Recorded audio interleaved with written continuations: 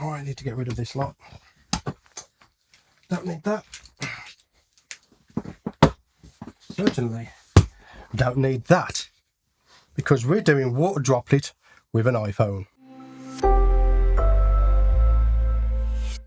So we need a few things for the iPhone. If you've got the iPhone 13 or more, I don't know what the spec on the Samsungs are, but if you have the option for macro mode, you're good to go straight out the box. If not, you are going to need a few things. You're going to need a macro clip-on lens. This one is from Apexel. And to be honest with you, even if I had the new iPhone, I'd still be using the clip-on lens because I want to use the highest quality lens possible. I believe the macro lens is only 12 megapixels on the iPhones, whereas the main camera is 48 megapixels. So I'm going to click this onto here. Anyone who's interested, I have a review of this particular clip-on lens on my channel. You know, I always get confused as to which lens is what on an iPhone. They've got that many. Click like if you can relate to, you don't know which camera's what on an iPhone. But there we go. We have a macro lens on my iPhone. Okay, so I'm going to put that to one side. I'm going to bring in the same objects we used on the previous video. So we have a feather. I have a water droplet in there I put on with the syringe. Again, you can use a glass of water and a toothpick, dip the toothpick in, and then put your water drop onto your scene, and that will work. Now what I want to do is, because I'm having to use this freehand, we are going to be using a platypod to hold my torch. And there we go. And again, I want to keep things very simple. I want to get you into this type of photography. So I'm going to come back to my iPhone. I'm going to turn on RAW, turn off the night mode and all that stuff because we don't need it. And then we'll have a look at what we got here. Sometimes I do like to zoom into 1.9. If I go to 2, it's going to switch lenses. And I don't want to do that because I've got to reposition my lens. This is literally on auto. Okay, so we have the iPhone, we've got a clip-on lens, we've got some sort of scene that we can photograph. And I'm just pressing button to photograph it. Boom, just like that. It can be as simple as that. Let's set up another feather, and I'm wondering if I can get a water droplet on top of there. Let's have a look. There we go. Okay, here we go again. Let's take a picture of that. That's going to be a nice one in portrait mode. Boom, and there we have another picture that we took. Then we can take these into Lightroom Mobile and apply presets to it. I do sell presets on the website. Check them out in the link in the description. It does help to support the channel. We're professional photographers. We don't want to use the app that comes with the phone. We want full control over our images. All jokes aside, what I do find is with the app that comes with the iPhone, it does produce high grain images because it bumps up the ISO. So to get full control, I'm going to go to Adobe Lightroom Mobile, and I'm going to click on the button for the camera, and I'm going to give you my magic settings that I use for my mobile macro photography. I'm going to go 1/500th of a second on the shutter speed. The ISO you want to keep as low as possible. White balance, again, we want to have a fixed white balance. I'm going to go with the daylight. The focusing, we don't want the focusing shifting, so I'm going to move that over to 0. That's as close as it will go as possible. Let's take a shot again with this. And with this one, now that we've got manual focus, we have focus peaking. So you can see our focus peaking there in green. Okay.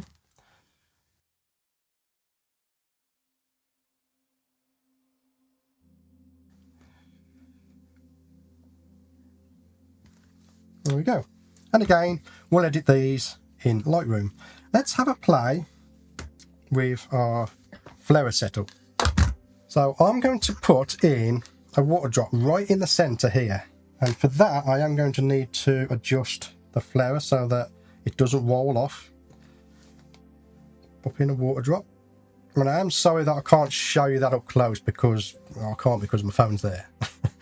Okay. Right, so I want to get my platypod up high. I can put another arm onto the platypod, or we could just grab something and just place it up high.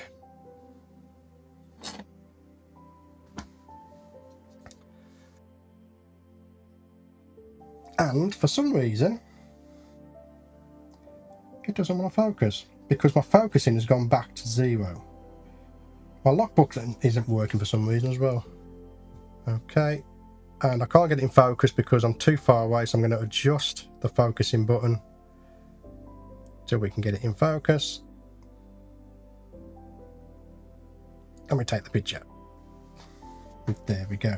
It is so much fun just to be able to put a water drop onto something and photograph it. It's something you can do no matter what the weather is. It doesn't matter whether the insects are hibernating or not, cold weather, hot weather. You're in your home, most likely in your kitchen, and you can just stick stuff on there. We can even do cutlery. Now, I hinted at this in one of the last videos. I hinted at this. So if I just place that there, we can use a different light again. So if I just get this light, which was supplied by Viltrox, very good light. I can switch this to, let's do blue. Okay. And it's so easy, look, because I can just, in fact, I'm going to turn the torch off. I can just place the light on it. I ain't going to have no special equipment. And here we go with this one. There we go. And you know what? This one's going to look good in red and blue. It always does. I've done this before on the main camera. I've never done it on an iPhone. But red and blue always works nice. So these are Soonwell MT1 tube lights. Very nice lights these are. Now I'm going to look a bit funky for a minute while I do this. Okay, but here we go. Okay, and take some pictures. So there you go. Doesn't matter what equipment you've got, you most likely have a mobile device on you. Invest in a good clip-on lens. The one I'm currently using is a Pixel 100mm. There are other brands out there. There's Moment. I've tried those. Those are good as well. They don't have the clip-on device here. They do have a case that you clip onto it. Those are great. There are other ones as well, but I haven't tested them, so I can't really talk about what they are like. So that's now been done. We're going to apply a preset from one of my macro preset collections, and we get an image like this. There are some slight differences when it comes to using your mobile device for photography. One, we don't have access to adjusting the f-stop. You're stuck with a f-stop of whatever your device is.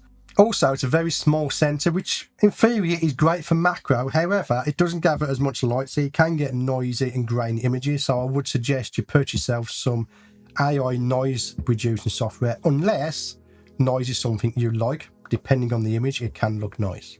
And the biggest thing of all is light. It's very hard to get light onto your subject because your lens always blocks the flash. That is water drop photography on a mobile device. Something that is accessible to everybody, especially if you have a newer phone that has the macro mode. Now, I'm currently using the iPhone 12. What do you think? Do you think I should upgrade to an iPhone 15 and give this a go on the iPhone 15 without any accessories? Let me know in the comments below if that is something of interest to you.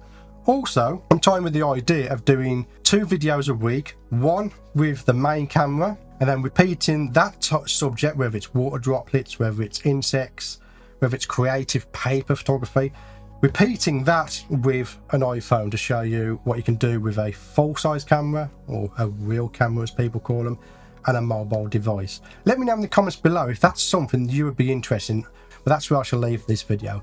My name's Stewart. I want to thank you for getting to the end of this video, and as always, I'll see you on the next one. Thank you for sticking to the end of this video. If you enjoyed it, then please subscribe and click the like button. It really does help out the channel. I want to thank my Patreon supporters for their continued support in supporting me and this channel. If you're interested in joining Patreon, then check in the description below this video for a link to Patreon. If you want to continue watching my macro journey, then click one of the videos in front of you now.